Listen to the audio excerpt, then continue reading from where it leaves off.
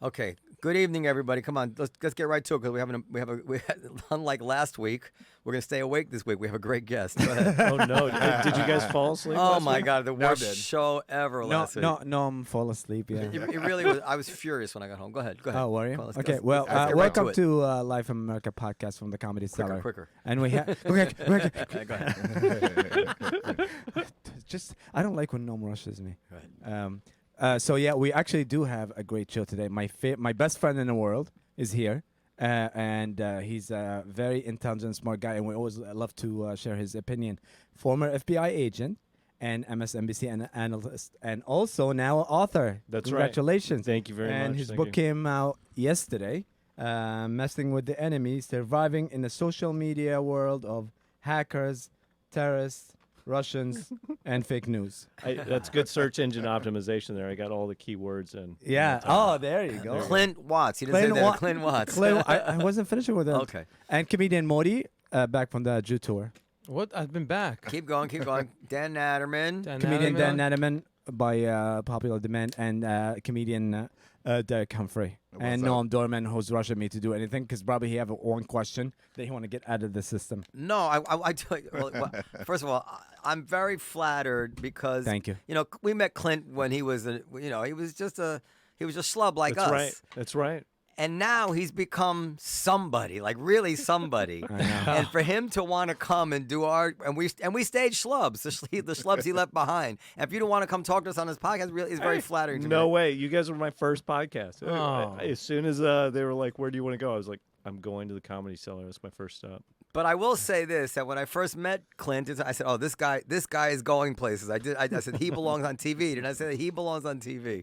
So Can but you cut the part last episode when he said the same thing? No, Thanks. but the thing I do want to say, but I don't get to see you on TV anymore. Why is that? Because I do not watch Morning Joe anymore. Why? I call it Morning Grudge, and I feel like, and I was the world's biggest Morning Joe fan. It has become such a predictable, forgive me, grudge fest against Trump on every single day that I'm just not interested in anymore. And not because I care which side Joe or Miko are on Trump, but because they almost never have on the various voices out there, like people from the Wall Street Journal editorial board or Andrew McCarthy in National Review. You know the people who bring some perspective to these issues, especially on the FBI. Like Andrew McCarthy, reading Andrew McCarthy, you know, really scholarly analysis of the whole FBI and the FISA warrant and all that stuff. And these voices are just totally missing from Morning Joe. And this is what Morning Joe was known for. And then Joe, you know, he jumps on everything. Like I remember when McCabe was fired. Joe immediately the next morning, well, a petulant president shouldn't be firing an FBI, you know. And it turned out, well, you know, the story wasn't quite what it appeared to be, that McCabe actually, hands were a little bit dirty, and maybe this wasn't all about Trump. Joe doesn't retract it. He doesn't go. And there's been like 5 or 6 issues like this. He just jumps on it. Obviously, there's a personal animosity between the Scarborough Brzezinskis and the Trumps, and I'm sure it's deserved because he said terrible things about Mika and blah blah blah. But anyway, so and it's painful, and I know one of the producers on the show, and sometimes I email, and sometimes for a while I was fact checking the show and sending emails, and I just got tired of it, and I know you can't say anything about it, but should we cut this part out too? No. Well, I'm sad to hear that. Cut things out of every show. The shows are going to be 3 minutes long. Yeah. Give me an intro. But I used to adore that show. Because it was, and it's because Joe would actually be the odd man out all the time, and he was a good analyst, and he was a lawyer, and they would debate things. When was the last time they debated anything on Morning Joe? I feel like it's come back around to that. Has it? I mean, I think in the first year when you're being attacked, you know, by the president, then you get into a combative stance and you got to fight back a little bit. But I feel like the news in general is shifting the last 2 months. You know, I can feel it when I go on. It's everything's still Trump centric, but we're starting to see a shift back a little bit. People are tired of it. A little bit more discussion of policy kind of stuff. There's more discussion now because the midterms are coming up, so that's starting to shift away. You're seeing For politics. yeah, for Do politics. you a feel shift in that this is direction. happening because they want to change their position, or because maybe they start realizing maybe Trump is not really as bad as they trying to do? No, I Great thi- question, right? Say it, It's Modi. exactly, Wait, wait, Say it. perfect. I'm glad you asked, and not me. Wait. Yeah, I don't think it's really about Trump. I think what they're starting to get tired of is how much can you talk about President Trump's tweets. That you can only go on so much about it, and it doesn't necessarily tie into anything. And oftentimes he's checked or balanced in ways, and he shifts his stories. And so I feel like that social media annihilation, which ties into the book, is worn people out. And so slowly over time, you're starting to see people say, how many months can we talk about the president's tweets? And it's shifting back. I was on air. It was during a midday, and it was okay. President Trump is tweeting something, which means I will be sitting in the chair and then I won't say anything. If he tweets, then it takes over. Or if he walks out and just starts talking, the cable channels, the president sets the agenda for the country, so they turn towards it. But I noticed that they're starting to turn away a little bit and kind of say, okay, this isn't really of substance. We're just going to kind of move off of it a The little president's bit. Memorial Day tweet was huge on Twitter. I didn't watch any. I don't know if it made the news at all in any great way. But when Trump said the country's doing great and these veterans that died would Yeah. be happy with how the country is going right now, and that was huge news. Yeah, I mean, it is, but I think he said so many things in that context or in that liking where he sort of is like, everything's about me, and it's on Twitter. Well, God forbid And anybody I feel like use, they're moving away God from it a forbid little anybody bit. use social media to make it about them. Right. Well, that's the whole I purpose of it, right? want to make sure Clint has a chance to interest people in buying his book by talking about the more interesting parts of the book. So I want to give you a chance to kind of lay out the book as what it was.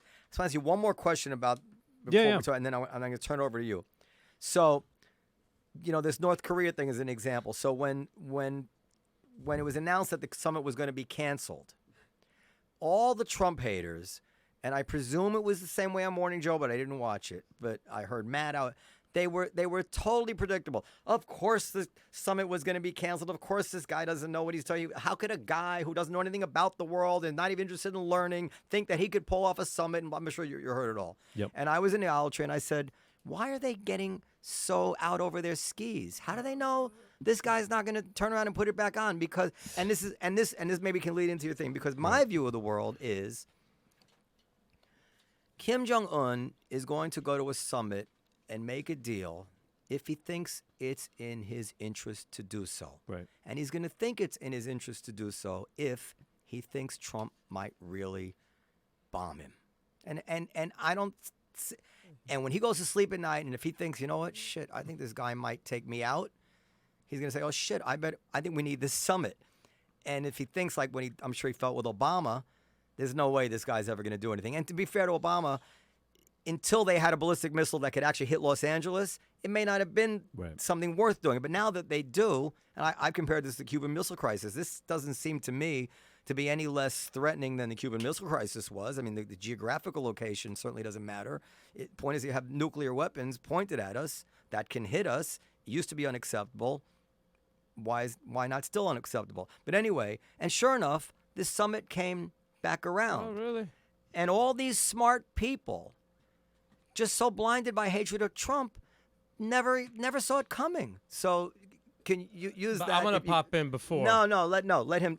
You just have to hold it because it's his thing. I don't mind. I mean, I don't mind. No. I want you to But it's because of I know, but he's going to talk about something else. But what you're talking about is what I always go back to. Yeah. It's a reality show. Why would he just go and meet him? Let's schlep it out. Let's do a few episodes out of this thing. Cancel the meeting, bring the meeting back. Not bring the meeting. He is meeting. He's not meeting. He is meeting. I think Trump in his own mind, It's his own dumb mind, whatever he is, he's thinking that he wanted to make sure that this guy doesn't think that Trump is dying to make a deal, that he could take it or leave it. I think you're overthinking it. I don't know to the extent that the lessons in business apply to international relations, but I do think that one of the lessons in business, and people who were versed in international relations are supposed to know, is that there's no permanent alliance, there's only permanent interests. And nations, and I mean, the big mistake Obama made was to think that the strength of his personality was going to move mountains, that Iran was going to come around because he was so. No, but Iran maintained their actions in their own interest. And North Korea is size. And this is where I think Trump is right. And I'll always think he was right, is that he introduced into the mind of the North Koreans the concept, oh shit, they might really take military action. And that's a good thing that they so I don't know. So I'm not entirely against the approach, but there are some huge consequences if you don't execute it right. And this is where I think things go sideways for Trump. Pompeo is really the guy in charge of this North Korea arrangement. That's why he went when he was at the end of his CIA director time.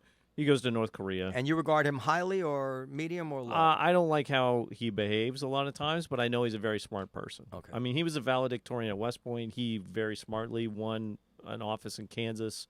You know, he has moved up. He's not shooting from the hip. He's no, calculating. he knows what he's doing. And so I don't doubt that there may be a fairly well thought out strategy that's different from everything that has been presented previously.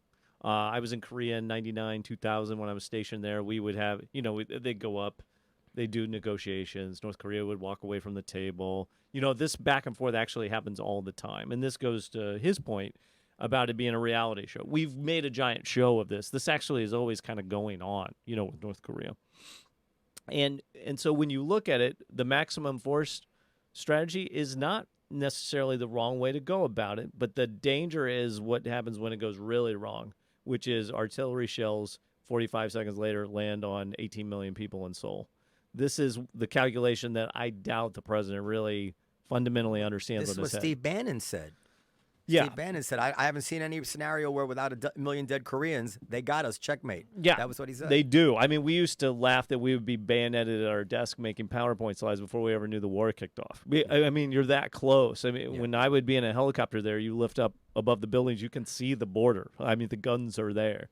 And so the maximum force strategy kind of falls apart. Now, it seems to have scared, the North Koreans a little bit. It's brought them to the table. But they are not going to denuclearize because the other example, which Trump has thrown out there, is the Libya model. We all know what happened with Libya. Right. They gave up their nukes. They got weak. They were overrun by insurgents, and Gaddafi ended up in a tube under a road, stabbed to death. So there's a middle ground, though. I think it's a tough. treaty. They need. If I were Kim, you need a real treaty with 2/3 of the China would have Congress. to be involved as some sort of intermediary to make sure that it doesn't go all wrong. So there is the potential that's there. My fear with all of it, though, is Trump's haphazard jump in, jump out of it makes it the potential for it to fall apart. No matter how well maybe behind the scenes Pompeo executes a plan, puts everything together. Seems like the original meeting, let's meet, was because Trump walked by an office and heard people talking and said, "Oh, this sounds great. I want to jump in on this." And then the reason to back out might have been, "Oh my God, I've got to go sit at a table and negotiate, and I don't know a damn thing about what's going on." Ultimately, the president will have to go in there and sort of do something other than say it will be the greatest thing you've ever seen, the best treaty ever. So there's a middle ground there. I'm not convinced that it will fail. And just because that backs away, the North Koreans now want, to have a meeting. They always wanted to have a meeting so they'd be legitimized on the world stage, and we deny them that. So they see opportunity in this. At the same point, though, we kind of have to follow through, or we'll look silly. We'll look like we started this and pulled back. Well, and I don't realistically think we can go in there with a military strike option that does not leave 10 million people dead within a day. Let me ask you this. Do you think if you were alone with Kim Jong-un and you were having an honest conversation and you said, you call him Un or Kim? Say Un. Un. Is there No, that's late night.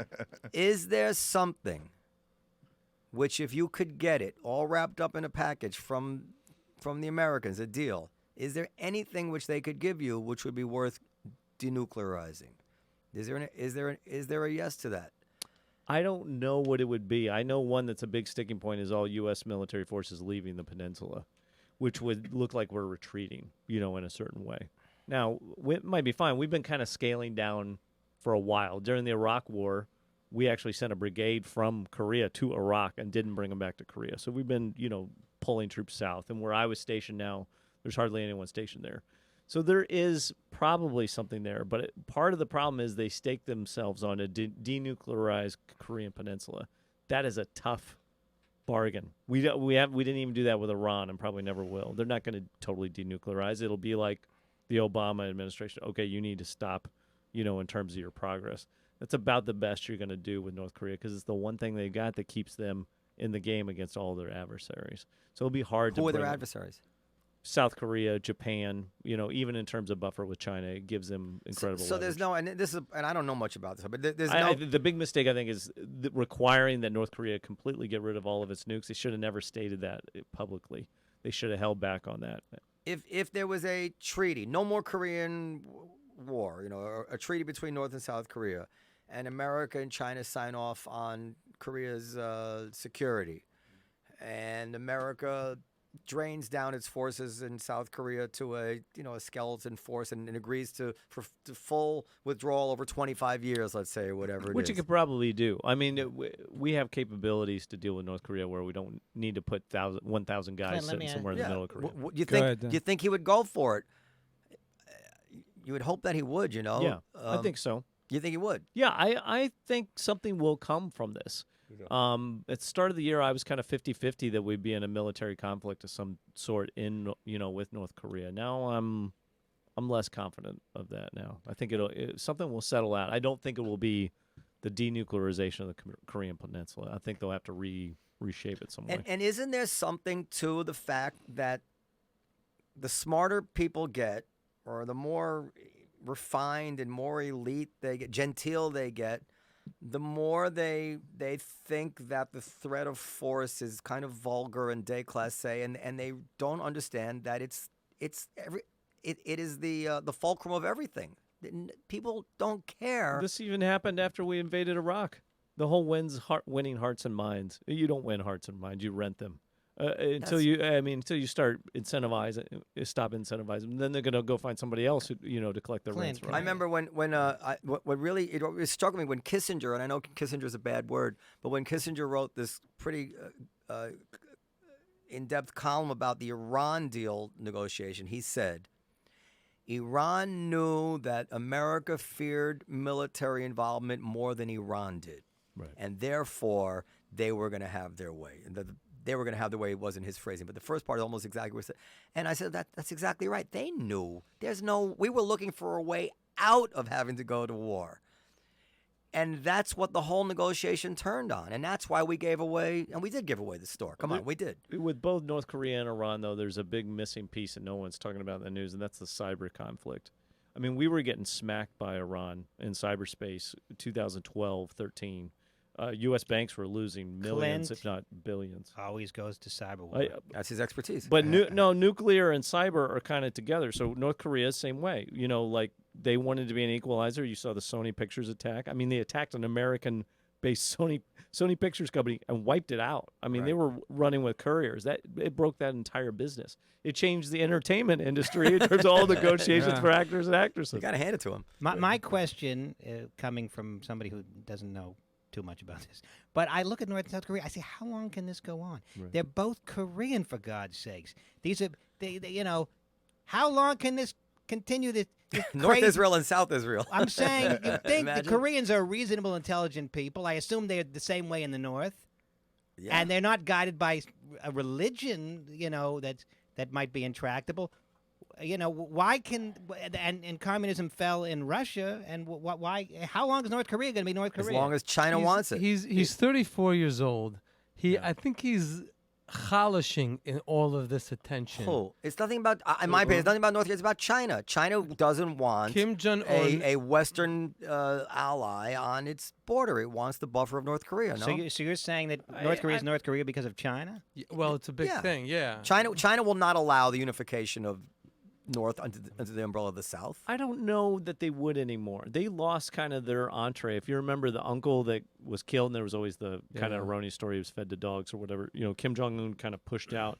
That was sort of China's man in the North Korean regime, and that was okay, you're our ally. I don't know that they would be as against it as much because they also know America is lazy and will go, we'll do unification. And then China will go, you know what? We're going to develop a lot of businesses in North Korea, and we are going to slowly own South Korea. They That would be think great. nationally in terms of their own interest, I don't doubt that North Korea is already prepared for North Korea, or China's already prepared for North Korea to fall in some ways, and when it does, kind of pursue their own interest. All right, let's talk about the let's talk book. about Russia and this is your book. Yes. Now, when I first met you, I said the following, and by the way, I know some stuff. But anyway, I said the following, that I felt that the sanctions were pinching anybody who was doing business in Russia, and that when a new regime was going to come to town,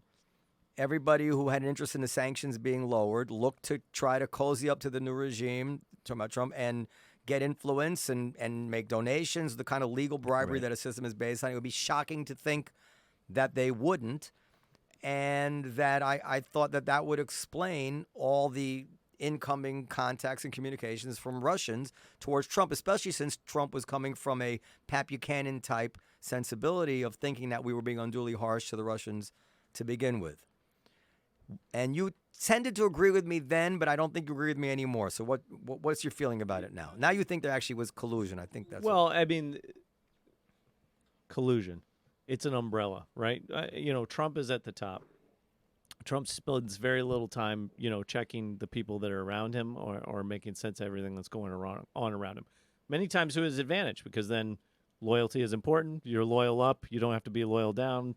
People are hanging around you. However, they were penetrated in so many different ways. Paul Manafort, just alone, if you did any sort of Google check on that person and his team and where they were getting their money from and who they were backing overseas, that you would make that person the campaign manager is shocking and dumb. But that's a person that has an apartment in Trump Tower. Everything seems like it might be okay. But that's not impeachable.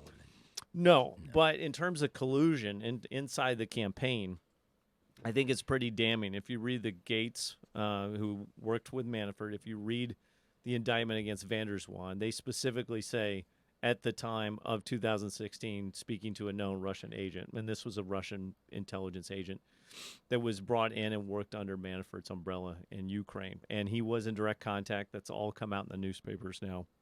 And so that is collusion. That's a scheme. It was a payback scheme. And he It involves Trump? Well, it involves Manafort. What will always come up, and I think this is where you and I were agreeing, I think I'd written it in like January of 17, that Trump fits the useful idiot scenario, which means it's not a smear on him. The Russian strategy is always to find people that are unwitting accomplices that will move the ball for you. And Trump does that. And it's usually people that are driven by ego and money. There's no one bigger in the world driven by ego and money than President Trump. And so they look for people like that, and they enable them.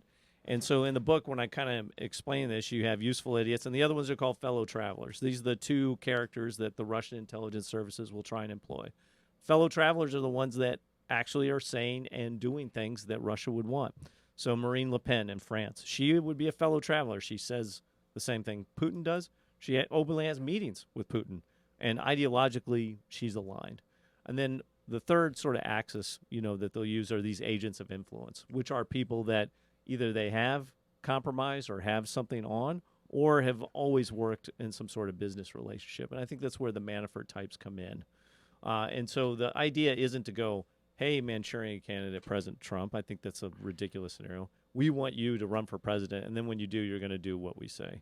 That's nonsense. I never have thought that from the beginning. They just created the maze for him to follow through. Well, it's they don't see it as intelligence. They see it as influence, which is how do you drive lots of influencers at a target so that they are actually doing what you want them to do. But this is the $64,000 question. If we had perfect knowledge, if we knew exactly the truth of everything, would we then think that Trump no longer can be president?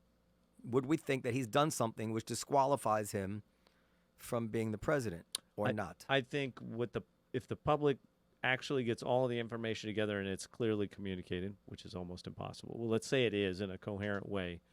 The fear would not be that President Trump has been working on behalf of the Russians. The fear would be, is President Trump doing things on behalf of the Russians and doesn't know it? That's what the fear should be, is that he has been... So that's not impeachable. No.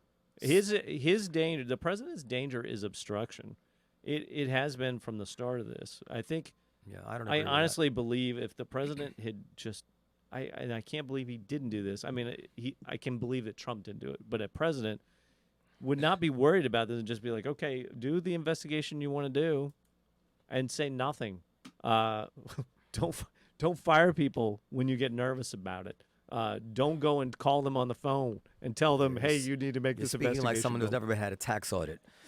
Right. But I mean, Well, but I mean, you could. This has happened to presidents before, and the storm can be ridden out, and it doesn't turn into such a fiasco. well, he listen. That's Trump, Right. But this is also, this is also the same guy who, the morning after he wins the Republican speech at the Republican convention, attacks Ted Cruz's father for killing Right. Kennedy. Right. So the erratic nature. If he wasn't erratic everywhere, then I would regard this as So I out got of a the question ordinary. for you. Which scares you more?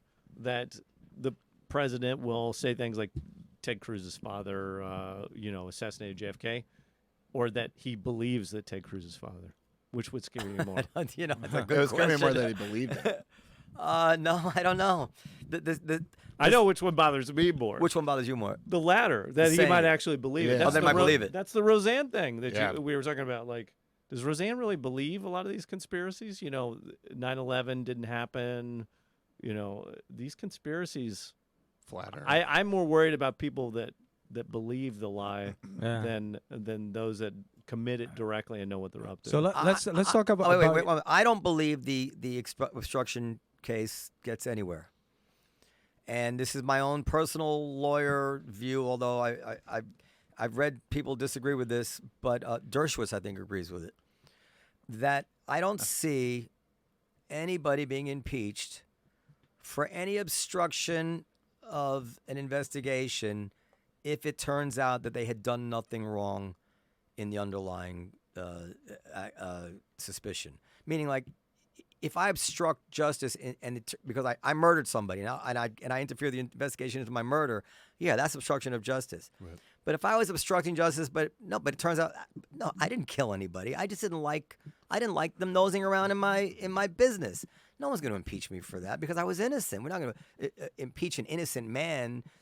You have a thin-skinned man who being investigated for something he didn't do. That's a hypothetical, and then so he starts firing people, whatever it is, to get this off his back. That's not what obstruction of justice was meant to prevent, is it? It's meant to prevent justice being obstructed. He's not obstructing justice. He's just obstructing whatever. Something I don't know. I'm super curious to see what the Mueller investigate, because every time everyone thinks they got it figured out, Yep. 3 to 4 months ago, Director Mueller and his, or Special Counsel Mueller Seasons. have, guess- have Episodes. already Yeah. done Seasons. something. I guess an Episodes. analogy, Noam, would be: would you convict somebody for escaping from prison if they were in prison for a crime they didn't commit? Not if we found out. No, that's right. Not if we really found out he didn't commit it. We'd be like, no, of course we're not going to put you. It might be technically legal, but we're not going to put you in jail for that. But the thing is, I mean, Comey said on national TV, I get sick to my stomach when I think I might have been responsible for Trump becoming president. He said that on TV in so many words. He said outcome of the election. If he changed the outcome of the election. But I think I get nauseated when I think that I might change the outcome. And of course, Trump says, "Get him out of here." I mean, this was a big insult to Trump, and I think that Trump hated this guy. I don't know. think he And was now they're afraid all of him. working together. Ted Cruz. No, No, not Ted Cruz. Trump. He's Sorry. Comey. He's talking about Comey. So Let's now, get back on Ted Cruz. now tell us about the whole. You're one of the experts on the Russian bots and the Facebook ads and how they went about it, and what do you think the actual impact on the election might have been? Yeah, in terms of the impact, they kept Trump close when I think he would have fallen much further behind. That was the WikiLeaks releases.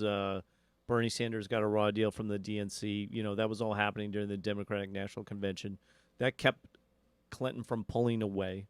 Ultimately, I do think it was the Comey letter that pushed him, over the top. That really sealed the deal, because Trump's supporters and even people that did not show up to the polls don't know the difference between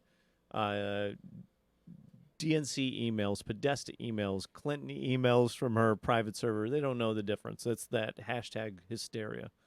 I think there are 2 states the Russians probably pushed across the finish line, and that's Michigan and Wisconsin.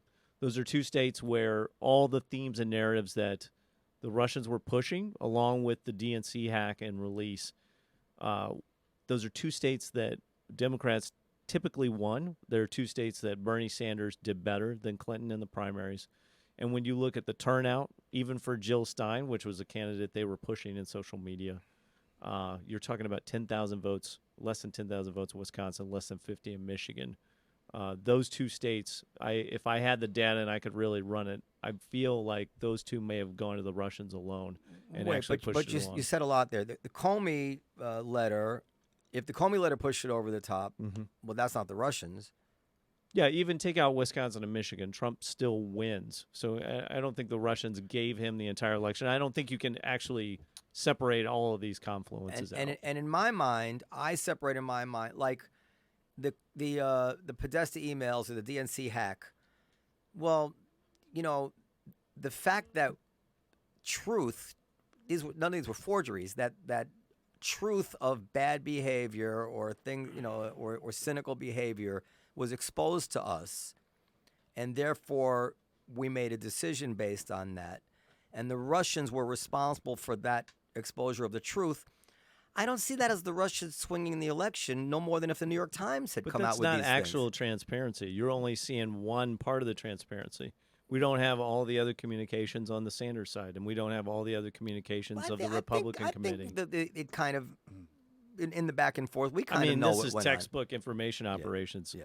Pick the information you want to be out there and omit the rest, and that is WikiLeaks 101. But I didn't hear them like what's her name, the blonde from Florida, from the DNC. Debbie Wasserman Schultz. She didn't have Yeah. much to say for herself about being taken out of context or Right. anything like that. But I mean, And the other hasn't side of got a job. disinformation. but who Now- actually read the stuff that was poached and dumped out there, and who read stories about what was dumped and poached? I mean, Donna Brazile, you know, she did give the answer. I mean, it's all and Hillary, people within Hillary's campaign really were saying she doesn't know what she stands for. And there was the Inspector General's report where it said that they would try to warn her about the server, and they warned, don't talk about that anymore. This was all, and that isn't Russia. So that's all to me, whatever. I would be really concerned about. More concerned But we're about. finding out all of that now about Trump, and people are thinking about him very differently, right? The Mueller investigation is essentially going through and revealing everything that happened in the Trump campaign that we didn't know about going into election What are we day. thinking? Did we know? What did we learn new about Trump? I think if people knew all of the Russia connections, if they knew maybe, a yes, lot of that that- stuff, yeah, they would have yes, a very different absolutely. opinion of it. So if they knew that people in Trump's campaign were being investigated, which the FBI, by the way, know, He would have just fired them. conveniently left out that some of the text from FBI agents, the same guy, Peter Strzok, said, no, we should not send this to the Department of Justice because we don't want this to leak out and affect the outcome of the election. People have left that out on the right of their discussion. Yeah. If that stuff had come out, that would have changed the election for sure. But what about disinformation? Because that's the disinformation is where I think you really see our democracy really. In I'm not peril. worried about the Russians in 2018. You're hearing a lot about it on the news. That's panic from before. It's Americans doing most of this stuff now. What about 2020 then? So you were saying, or you said in an interview, or I think in a book, that you could not have Donald Trump as a president if it's not the era of social media. That's right. So course. yeah, Yeah. I mean, they would not have made it through. What you're seeing, I'll give you 4 examples. The Arab Spring. Remember, Facebook saved the world during the Arab Spring. yeah. Because a populist movement got on Twitter and Facebook, they got their ass kicked, right? The Muslim Brotherhood came first, and then it was kind of the totalitarian regime came right after because they were organized. And so then the next big social media uprising was called ISIS. So ISIS You're overtook Al-Qaeda. This was a jihadi, populist You group. start your book with this, you said, right? Yeah. So, but the same phenomenon happened where guys who don't really know the Quran, aren't in tune with Al Qaeda and Bin Laden, and just want to go kill people, overtake and actually build a So caliphate. social media was using ISIS as enemies of Al Qaeda. Yeah, I mean, Okay. it lowers the bar to entry where anybody can become a hero. Anybody can become an imam. Uh-huh. Anybody can become the president. And you can rise up really, really quick without actually knowing a whole lot of anything about it. And you can overtake the establishment. So Arab Spring was populist, overtaking the establishment. ISIS overtaking Al-Qaeda. Al-Qaeda used to send out clerics and say, this is not the Islam that we endorse. And those guys would be like, let's go burn a guy in a cage. I mean, that's how they thought about it. That would never, Bin Laden would never condone those things. Yeah. And so you fast forward to the Republican, movement. The Republican Party is still trying to figure out how to deal with the social media populism that's overtaken them. It's got a little bit of the Tea Party in it, but it's got a lot of Trump's social media power is overtaking it. And right now, the fourth wave is coming, and that is the resistance on social media. The Democrats are going to have to figure out, and that's what they haven't figured out right now, is how do I deal with this groundswell of everybody on social media? But everybody thinks they are the resistance. Who is the resistance? Right. Everybody does. And Yeah. so what happens is you got these Democrats, and what are they going to do? They're going to have the same problem the Republicans did with Trump, where they're going to sit and sort of react to this and say, okay, well, we got together, and we're going to pick these 4 traditional Democrats, that are part of the party system. And what is the resistance going to do? They're going to say, I'm not voting for those guys. I like Bernie Sanders, who's not even part of the Democratic Party. Exactly. I mean, this is already happening. It's reality show. So just stop thinking about it in politics and think about it as a reality show. And think if you were a reality show producer and all this is happening, Trump's in charge of all the social media. Go wild on the other side. Focus only on your next candidate, and his title should never be his or her title should never begin with governor, senator, or congressman. It should be something way out there, and then and focus only on that. Stop and literally pull all the investigations off of him. He'll shrivel up. Literally, call all the Democrats get together. Call FBI, CIA, everything. You're good. You're good. Stay in the office. You're doing good. Good for you. Focus only on your candidate, and you'll win. Clint. And before and this, you'll grab hold of the social media. Right now, he's got it so well. You know who the hero of the resistance is right now? I just read an article about this. Michael Avenatti. Oh, God. They love him. Love him. Don't be surprised. Don't be surprised if somebody like that becomes a contender on the Democratic side. No political experience. I mean, this is the way our politics has gone now. And so this kind of comes to the book, which very smart guy, very charismatic. He doesn't fight like the Democrats. The Democrats fight weak. He fights just like Trump does, but in a very different character, but same sort of methods. And don't be surprised if you see that happen. And I imagine it'll happen probably in the next half of 2019. There'll be somebody rise up and you go, how the hell did this person do you become think a the social candidate? media in your book, you hope. If they're gonna come back with the senator and the great congressman from Trump will be president Shitville again. and this and this and Trump will win. Trump will he's gonna okay, but if they are gonna still fight like. What's that? The thing? What's stupidity is doing the same thing over and over. Yeah. They just keep coming after him, making him stronger and stronger and stronger and stronger, and they're just he's nailing it. Yeah. And now he's got little things on the side too. Melania hasn't been seen for 19 days. Wait till something blows up and she'll show up with some nip or tuck in her face, and the entire media is going to focus away from whatever the real story is to she had this picked up, she had that picked up, she had that done, she had this done. You'll see.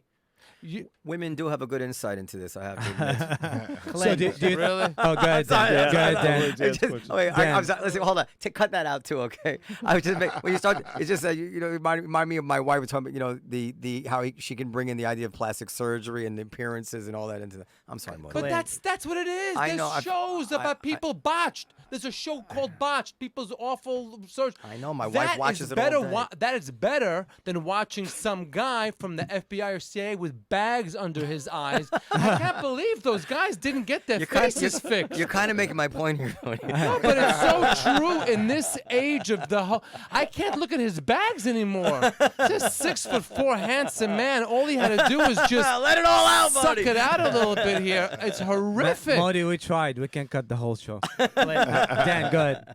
That could work. My question is not dissimilar to the question I asked about North Korea. Right. How long have we got?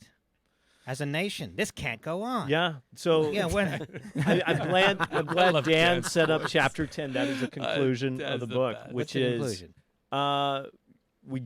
we don't make it because What does that mean? We don't make it. no maybe we're all gonna die. I kind of like that in book. total seriousness, the United States may not really make it in the way we think of the United States, and it's already happening. So 3 things come from this social media phenomenon. Whether it's Arab Spring or terrorist or whatever, the virtual world starts to drive the physical world. So I'll give you a simple example. ISIS show up here and we're going to build a caliphate. And people, based on social media, were packing up their kids and going to Syria and Iraq, which is a war zone. Well, millions of people are fleeing as refugees because they thought this is going to be a utopia.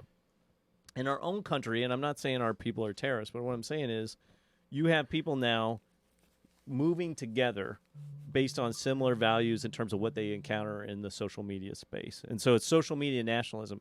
If I know your hashtag, your avatar, who's in your group on social media, I know more about you than if you say you're an American. That doesn't really tell me anything. You tell me you're Trump train or resistance or GOP or liberal, I know a hell of a lot more about you than anything, or even where you're at physically.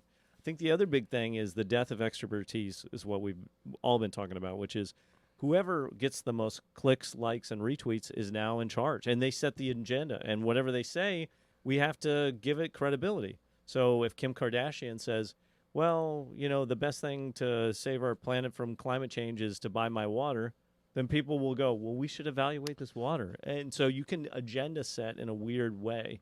And ultimately, you have people physically moving to places that are like each other. So if I had to make a map right now, I would go to social media. And we used to kind of do this in overseas context. I'd tell you that there's really 3 or 4 Americas.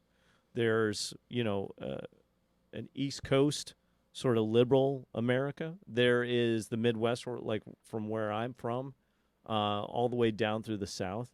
And then the West Coast, in some ways, especially the Pacific Northwest, is more connected with China or Vancouver and Canada. There's a Western sphere.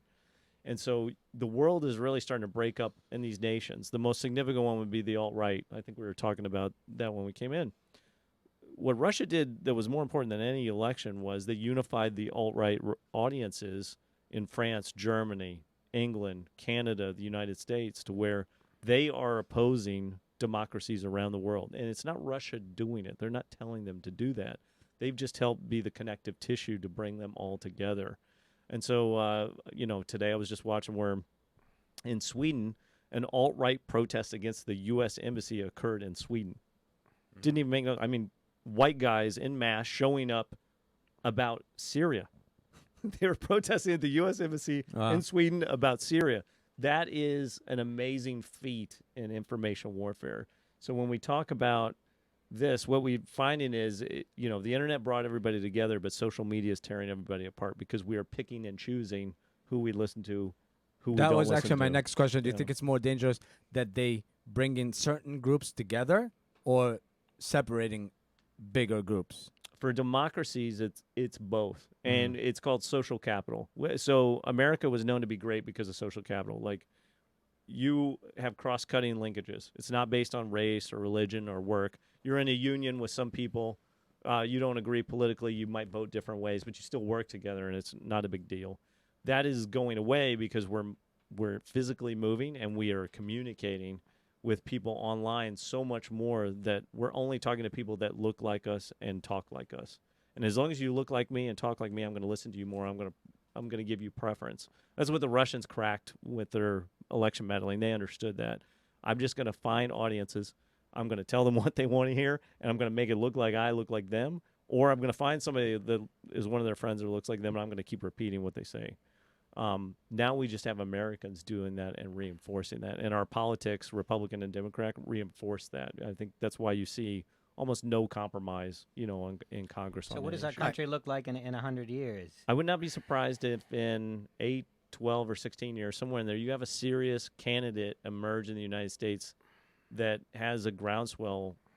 I don't think they'll win, but I think they will advocate for the breakup of the United States. I would not be surprised. The Republic of Texas and all that. Yeah. Yeah. You have secessionist Alaska movements. You have secessionist Texas movements, California. Russia started some of them, but some of them are natural, and they gain and support. Everybody sort of thinks we'll be better on our own because we can control our own state we and our own own laws. the news. We own Facebook, Twitter. Yeah. How could we not seen that coming? How did not we use this against? And we don't own it. We don't own it. You know what I They're mean? American No, I don't know what you mean. Well, They're they're American American companies. companies. It's a free Companies. country. It's a free country. Yeah, but American, technology, American It's not, science. it's whatever. American. But I mean, it's not. So- It's not American. I mean, it's an American who did it. But that's the whole point. The internet is the world. It doesn't matter. It could be anywhere. It could have been in Iceland. It could be in China. You put it up online and people join it. But as I'm listening to what comes to my mind is what you're describing exists throughout the free world. Are you saying that our diversity is going to be our downfall? Well, You can't split Sweden apart with social media. They're too homogenous, right? right. So Well, racially homogenous, but not ideologically. Yeah, they're Sweden's got a problem right now with their own alt-right sort of groups. And like the Russians were training some alt-right insurgents basically to go back into Sweden and set off bombs. And this already happened.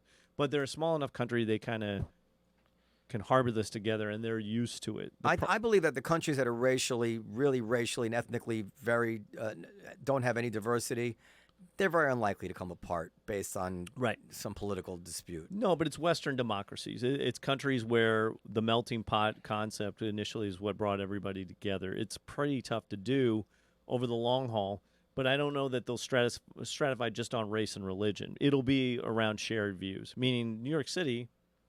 I mean, if I was in Missouri this past weekend, I went and saw my folks. If you saw that world compared to the New York City world and kind of how people talk, they have wildly diametric views, of how things are. Mm-hmm. At a certain point, they may no longer want to have to deal with that other group, just like they don't want to deal with Iran or North Korea or whatever. And everybody's white in those two groups, so it's not Well, mostly, not entirely. I mean, it's also a worldview. The worldview they share is very much around guns. I can tell you that. Guns is a big issue. Yeah. I think Christianity, abortion issues are huge out there, and that's not necessarily all white. It is mostly white. I want to say something because you're thinking along the same lines of something I'd said on one of the podcasts a while ago, because I really agree with you, and so two things. First of all, is that if you really believe what you're saying, one might think we should really call a stop to immigration, drastically reduce immigration right now, and give the country a chance to percolate a little bit and melt together. But at the same time, if we were to get back to our federalist roots, if we were to get back to a time in America where one state didn't poke its nose via the federal government, via the Supreme Court, into the way another state is living, wouldn't we much better chance of all holding together as a federation? Because that's the way we used to feel. People used to feel that their state came first, and they had nothing in common with each other, and they felt they were all of different tribes, but our states were united. Now we have situations where people all through the flyover states, the deplorables, they feel like, listen, we've been living this way for 100, 200 years, and these New York Jews come in here via the Supreme Court, and they're telling us, you're doing this, and you can't do it anymore. You're doing that, and you can't do it anymore. And you say, go fuck yourselves. Stay out of our business. Right. Why do we have to go into these states in the Midwest and the South and bother them? Well, this all falls apart because of the economy. That's what no one really talks about in these big discussions. So the philosophical, academics are always like, well, we all come together. This only works because we're all doing pretty well. I mean, we all have air conditioning. I mean, yes, we have poverty in pockets of this country. That's terrible. I'm not trying to say everybody's doing it, but on average, this conversation is only taking place because people are doing okay. have food. Have food. They have basic sustenance, and so they're not worried about that. Part of the reason why we came into this union is our currency. We wanted to be able to spend money across states in any way. We wanted free trade across states, and we wanted labor markets to move back and forth across states. And so we've gotten to this point where we've forgotten, all of the advantages that come from being of size are also part of this union that we put together. And those economic exchanges are what brought a lot of the race religions together in the United States. That gets overlooked now. We kind of just talk about it and we go, oh, well, New York City was a very divided white population, in places when it first started. Irish, Italian immigrants, whatever. What brought it together was the economic integration of the country. So let's say we partitioned all of this apart. What would ultimately happen, though, is quality of life would suddenly go, and it would deteriorate, because part of the reason America has succeeded is these interlocking associations. It is a lot about our economy. It's about our innovation and our laws. And a lot of what's happening in social media right now is retracting on that. There's a huge anti-science movement in the social media space, depending on what bubble you're in. Yeah. And that will ultimately harm us. And you'll see people like the Russians reinforce that and then go develop technology on the other side of it. They'll say, yeah, you're right. You shouldn't believe that science, but we'll sort of do it what on our Noam is saying is, could we have a situation where people in Texas, you have your guns, enjoy, God bless you, and your statues and your Confederate flag, and we we'll don't in New approve. York we'll do our thing, but we can still visit each other and we can still do commerce together and fight enemies if there's is a that if a there's possibility? A war. I think it's definitely a possibility. It's already happening. I feel like there are different rule sets in different parts of the country about what's acceptable, even culturally. Where I came from, things that are okay and not okay versus on the East Coast that are okay and not okay are wildly different. I mean, us, and the way we're so intent on ramming down the throats of Southerners, not just that they should understand that the Confederate flag is offensive to black people because of history, but you're a racist. You want that flag because you're a racist, and by taking it down, you're admitting your racism and asking for forgiveness. So, and it's like, why are we rubbing people's noses in this kind of stuff? It's their past, it's their history. At the time it was happening, I began to look up other countries and how they deal with their figures, their bad figures in history. Japan still has statues all over to Hirohito and their war criminals. Right. Almost every country does. It's very difficult for people to reject themselves, even if they know deep down their past is nothing to be proud of. Very few peoples will publicly just trounce on everything about their own history. It's just not psychologically something people do. The Germans did it. We in the East and the West demand this from the states in the South. They have to admit that they're horrible, So and if I think they really resent it. It drives us it's a wedge. If Germany had statues of before Hitler and all that, you'll be okay with that? No, I'm not okay with. No, I think the Germans are to be admired for the fact that they haven't done that. I'm saying it's human nature to want to have some esteem for your people and your past, and it's also human nature to be very judgmental about others. It's very easy for us to look into the Midwest and the South and find how these rubes are living. Like this perfect example, Obama was against gay marriage. Then finally, Obama sees the light. Now he's for gay marriage. And immediately, anybody he's left behind is now a Neanderthal. It's like, and we're so, now anybody who doesn't believe in gay marriage, now you're what is the matter with you? You're a monster. You're a dummy. But Obama didn't, just a little while ago, Obama was one of those. No, as soon as he left your camp, you guys have no more excuse. It's so judgmental. It's. He said he evolved.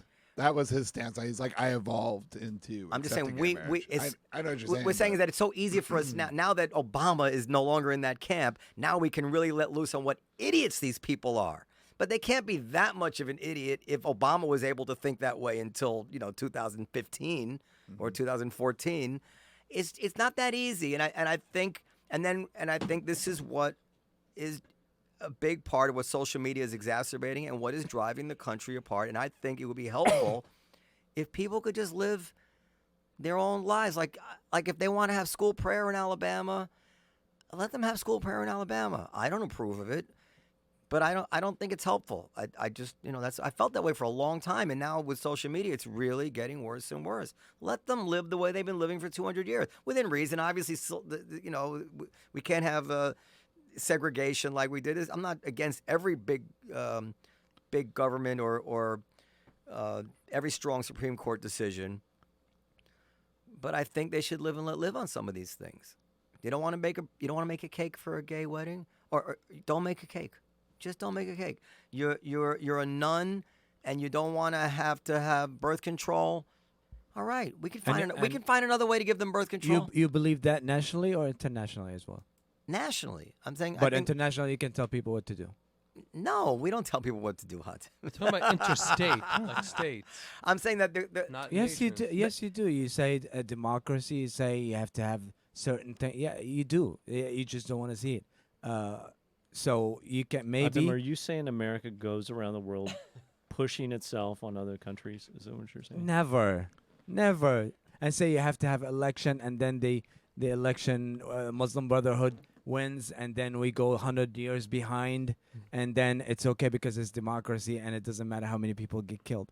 You can't. I agree with you, but I think we shouldn't tell people how to live nationally or internationally.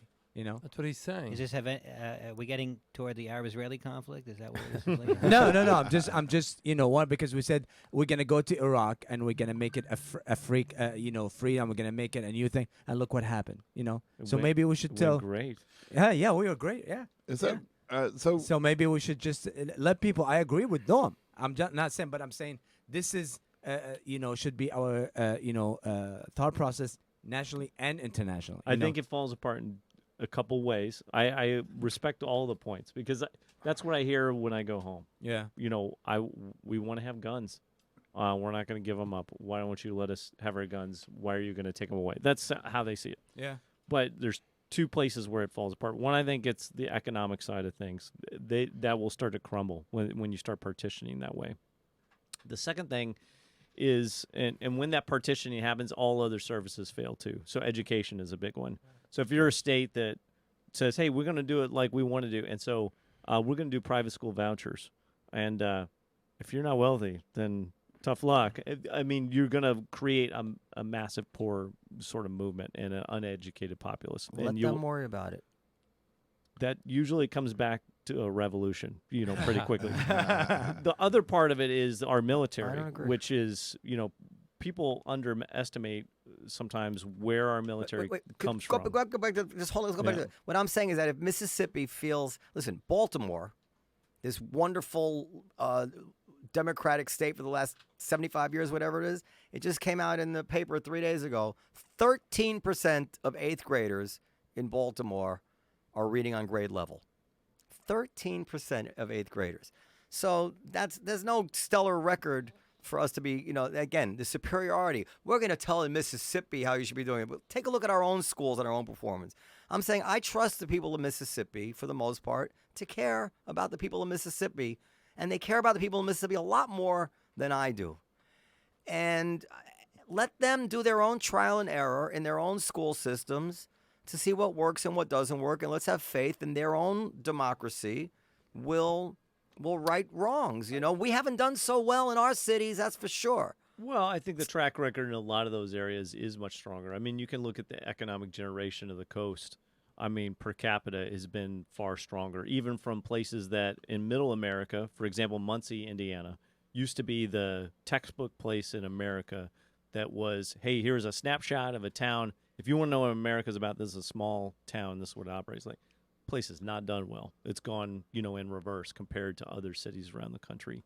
Yeah, but these are world trends. These aren't. That's an American trend, and one that the local. I mean, it's in manufacturing. I mean, these are places that. But they had chances to double down. There are other cities that were like Muncie, or other small towns like the industrial Midwest. Pittsburgh has done very well because they made the jump to computers.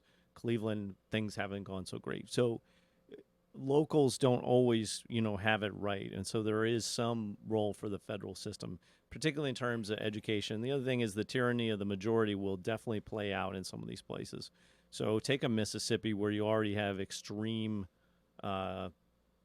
divergence between elite white and lower income black. It would be hard for the lower income communities just by voting to try and assert their rights. And that's the tyranny of the majority sort of situation that is played out. It was always the fear, going back to the 1800s. Look, I'm not an absolutist about this, and I can be persuaded on a case-by-case basis of a decision where the federal government does have a role to play in overruling what the local government might want to do or whatever it is.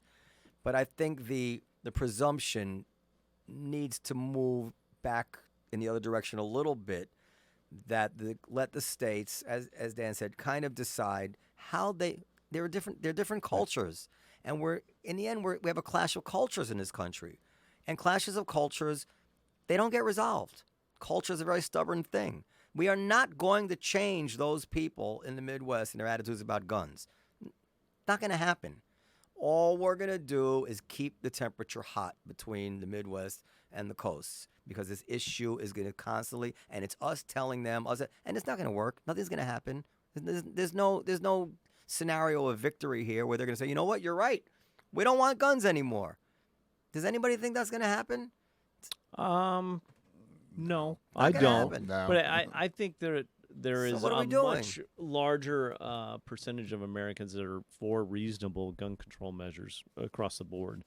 And I mean, the NRA Let them do owns it. our Congress. I'm not against the gun control. I'm saying let them have their own laws. What do you think? All these people you're talking about in wherever you're from, that their guns are a really, really big issue. What is it about guns Dan that loves they this. love so much? Is it just because it's fun to shoot, or do they really believe that this is necessary as a check against government tyranny? No, it's an image thing. It's a cultural image thing. I mean, everybody had guns when I was a kid for hunting, but now it's assault rifles. And what's interesting is the most common piece of clothing you see is camouflage. Yeah. That's a style. It's just a trend that came back. And it's not just like a year by year thing. It's like my identity is guns, 4-wheel drive vehicles, and camouflage. That's their cultural identity, and it's important to them. Kind of the same way we have things in New York. And also the percentage of soldiers are from these. Yeah, and so there was a great chart Axios did, and I meant to sort of tweet it out and say, if you want to understand America First and Trump, you should look at that chart, because it showed all the deaths per capita and in concentrations of where soldiers have died. And it was a Memorial Day thing that he did. Wow. And so what you see is lighter colors, but still large circles on the East Coast because there's more people there. But you see these dots out in Arkansas, Oklahoma, big dots, dark red. These are small towns losing 8 people, since 9/11. Yeah. Because that's, you either stay home or you go to war. That's kind of what the culture of those places are, Well, and that's their identity. That's their heroes. I said last week on this show, I said the blue state America ridicules red state America, who goes to war and keeps us safe. sure. It's also though an economic. And they don't get that respect. You were there when I said it. Yeah. It's also an economic thing though too for some people, because I'm from Ohio. I'm a veteran, and I couldn't afford college, and I wanted to get the fuck out of Ohio. Well, you think everybody in Manhattan that's poor can the urban? If you can afford to live in Manhattan, you they can don't afford college. No, that's not. That's not the case. They can't afford college. There is a cultural difference. There's people all over the country you that got can't afford college. CUNYs here though. We don't have that kind of shit back in Ohio. I was on People a here, flight. people in the north who can't afford college, still don't want to go to the military. Still not an option for them. They don't think that way. I think it's a Well, culture thing. It's a culture. I was on a flight. I always watch people on when I fly, what they're watching, what they're. This guy next to me. Yeah, is I felt you were watching me. All American guy or whatever, and he's doing his business and then he just logs on to some website, which I don't know if it was the NRA's website. He's like I don't want to say but a regular looking guy, and he's just. Getting his news from it and all this talk about guns, and he was like, and you think like this, it really exists. These people really exist. It's back See- to see the Clint. attitude? Clint's- No, that's what Listen, I'm saying. case in Clint point. swore- Tell me if I'm wrong. But I'm looking at him. I'm saying, what? Who cares? But here's Who that cares? was wait, Clint's It's the point. machine. that- And I'm sure he's looking at somebody else on the flight. It wasn't me. Who was looking like, how do you lay out furniture There's in one. architectural Why doctrine? don't you tell me if I'm wrong? I mean, A middle class dad in Missouri or Ohio, middle class, not his son says, Dad, I want to join the Army. He's proud of his son. yeah. You take the average person who comes from my neighborhood, and the son goes, Dad, I'm going to join. I say, what the fuck is the matter? You're not joining the Army. What you lost your mind? No, I think a different mentality about it. But I think if You must know what I'm talking about. but if somebody like from here joining the army means probably Coast Guard or something. He really want to go. I'm to war. telling you, in the elite communities, Oh, it's hilarious. joining, fighting, keeping this country safe, risking your life for your country. Yeah, but is that's his point. something that the rubes do, and we benefit from. That's really what I think is the. But I want to go back basic attitude. to Modi's Wait, point. Clint, do you disagree with me? There's a different aspect about it. And I mean, I would see it. I was an infantry guy. Look, everybody was from Texas, Tennessee, Montana. I remember getting a kid from New York one time, and we were going on a helicopter. It was late at night. It was our night mission. And he showed up. New York City or upstate? New York City. Oh, And he was like, those are helicopters. And we were like, yeah, we're flying in like 2 hours. And he was like, I've never flown before. And we were like, what? And we were like, how did you get here? And he's like, oh, they took us on a bus. They brought us here. He'd been in the Army like 6 months. That kid, we had to drag him on the helicopter. No. And he was grabbing her by his calf muscles so hard, like on the leg, like handles, because it's dark. We didn't have night vision on him, or anything. And, for the rest of them, it was like, hey, I grew up this is a hunting. Hispanic kid? No, that guy was African American. But we had another kid who was like, one of these weird kids who like quit college in New York City and like she showed up at the Army and you're like, what the hell are you doing here? That's It funny. was like some sort of odyssey for him.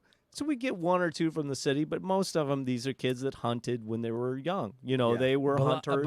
Their Neil parents had been Simon's in the Biloxi military. Blues. You ever see that? Yeah. That's the It's best. the same thing. And, The same thing, yeah. you see this, and it's not to say that there aren't kids from the city. I mean, you can look at General Kelly. I think he's from Boston. Like there is a huge contingent to it, but the dynamics when you look per capita, I mean, these are a lot of people from the South. But he and didn't come from Midwest. an elite. An No, elite part of probably Boston. blue collar, right? I think Yes. he's from a I- blue I'm collar. assuming. But blue collar. But you said Noam, that blue collar, middle class people, even on the East Coast, even blue collar people would say to their son, "You don't join the No, army." I didn't use the word blue collar. Well, you He used said middle You said class. middle class. Okay. Middle class, So yeah. somebody that's just they're making whatever, they're from Norwalk, Connecticut, or from Bridgeport, Connecticut, or whatever. That Listen, I think we in the coast, we elite people, need to have a little more respect for the people in the middle of the country who may be a little bit less cosmopolitan and less sophisticated about certain things, may have some ideas that are wrong because they have been exposed to certain things. But we go too far when we start thinking that we're better than they are, because we're really not. And in many ways, like which neighborhoods are more likely where you could not lock your door, not have to worry about your kids walking around, not leave your keys in your car? It's not my neighborhood, at least until recently. Not It's there's something nice, I think, about small town America that we fail to appreciate. Clint, you're from small town America. Do you agree? Hey, there's pluses and minuses to both. I mean, there's amazing things in New York City that are totally opposite of that world, and then there's great things about being in a community in the Midwest. I mean, your neighbors, you're much tighter with them. I don't know my neighbors, when I live in the city half the time. I don't know who they are. Yeah. But vice versa, I've got diversity. I mean, I can come to the Comedy Cellar. I can go see a show. I can watch a baseball. I can do all of these things. In St. Louis, Missouri, you're going to watch the St. Louis Cardinals. That's the only show in town. You're just not exposed to those things. So there's up and down to both, and I think it's great. My fear is that we just become small town America or coastal liberals in cities, and that's sort of how things play out from here on out. And then if you don't fit in those, there's nothing worse than being the oddball in a small town than you are migrating to the coast. So back to your point when you said that the news, people watch the news that was set for them. You want to watch somebody who looked like you or her. So is it a problem that news now is not about reporting anymore? It's about just like finding who you look like, and then you say your opinion, and now that Right. became news. Yeah, so the goal for anybody that wants to be an influencer in social media is to win your audience in the most open platform and then bring them to the most closed platform. So kind of like Modi was saying, you go to Twitter, you get people aware of whatever issue it is that you're driving people to. What's the next thing you do? You bring them into a group, right? Or a distro list or something. What's the next thing you do? You get them to your app and your app alone. Because if you got them on your app, if it's the gun channel or ethnic group channel or political party channel, whatever it is, now you can just feed them information and you're a trusted source. you can tell them whatever they want to hear, and as long as it's something they want to hear, it doesn't matter if it's true or false. And that's what the social media dynamic is playing out. If you watch the smartest manipulators in politics, they will find you out in Twitter or Facebook, but where do they want you to go? They want you to come to their app. That's the best way to do it. Once you got them in the app, they become your army out in the open social media battlefield at Twitter and places like that. So you develop a news channel that suits that audience based on their preferences. And what's interesting, I was talking to somebody today, what the Russians have gone to now that a lot of their troll farm accounts have been taken down or whatever, is just creating fringe news outlets that look like the audience they want to, infiltrate, and then linking that back to RT or Sputnik, because they realize the power of looking like the audience and speaking to what they want. I got to tell you something. We opened a club in Vegas, Comedy Cellar Vegas, and we're placing Facebook ads and all kinds of stuff. And the Russians spent like what, $40,000 or something. No, they didn't spend. They spent a lot more. Or $100,000. They spent very. They're spending over $1 million a month, but not in the ads. No, the ads were the smallest part of it. People were really getting hooked up on the ads. Most of what they did, their most successful operations were just in the open space, either creating groups or creating personas. I mean, they created one Twitter account, and they created thousands of them, but one, the Tennessee GOP, made to look like the GOP in Tennessee, had over 100,000 followers. It was cited by almost every person in the Trump campaign. I mean, Flynn basically was talking back and forth to it. That was the actual Tennessee GOP kept going to Twitter going, hey, that's not our account. Would you please get rid of it? They had like 10,000. Literally, the Russian account had 10 times as much. So that was one. That's I mean, there are hilarious. thousands of them. Well, so I was hoping that maybe you could turn me over to some of these Russian guys who are out of work and help me with my Facebook campaigns because I'm having trouble filling the Comedy Cellar in Vegas. And these, oh really? Yeah, and these guys. I thought it was doing great. It's doing all right. I've been watching but, on Instagram. I've been burning up a lot of money on Facebook, and I figured these Russian bots are. Did you hire a company to do it for you? I did, and I'm doing better now that I fired them. Okay. Yeah. Good. Yeah, Good. Yeah. Because I read where those protests and everything that happened at the University of Missouri. We have to wrap it up. They were stoked by Russian bots. That might have been. I mean, they actually staged a for and against rally in Texas. Yeah. Where they actually set up both sides. And the key thing that they said to them was, please take pictures. So what the Russians do, which is so smart, is they don't put a divide between the real world and the virtual world. They're always trying to find a real world incident or create a real world incident, which they're going to use to then power what's going on in the information space. So they wanted that rally to go look at the racial and ethnic divisions going on in the United States. Yeah. Boom, They boom, create boom. discord and disunity. The best interview I've heard since the election is the woman and the man. Have you heard this in Florida that showed up to the anti-Hillary rally? No. And she actually dressed up like Hillary Clinton and climbed into a cage for locking her up. And the guy brought the truck. That was all arranged by guys in Russia. Oh, wow. And they interview her, and they're like, didn't you think it was weird? And she's like, well, he sounded like Yanni. I thought he sounded like Yanni, and he sounded a little strange. And the guy does admit to it. He goes, yeah, I just got duped, or whatever. The woman at the end is like, no, I would have done it anyways. And the guy interviewed said, you would have showed up dressed up like Hillary Clinton and climbed into a cage? Yeah, I would have done something like that probably anyways. And Was so she paid?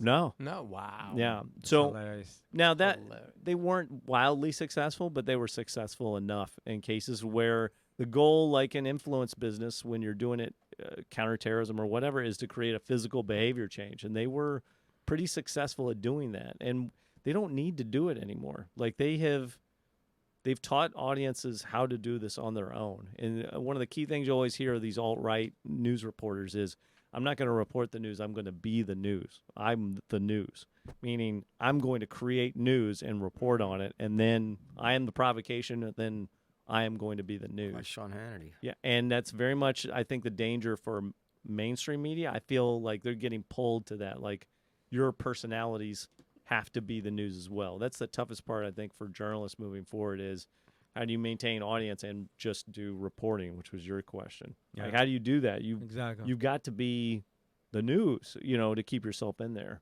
It's very tough to do. In light of all this, do you think that Hillary Clinton got robbed?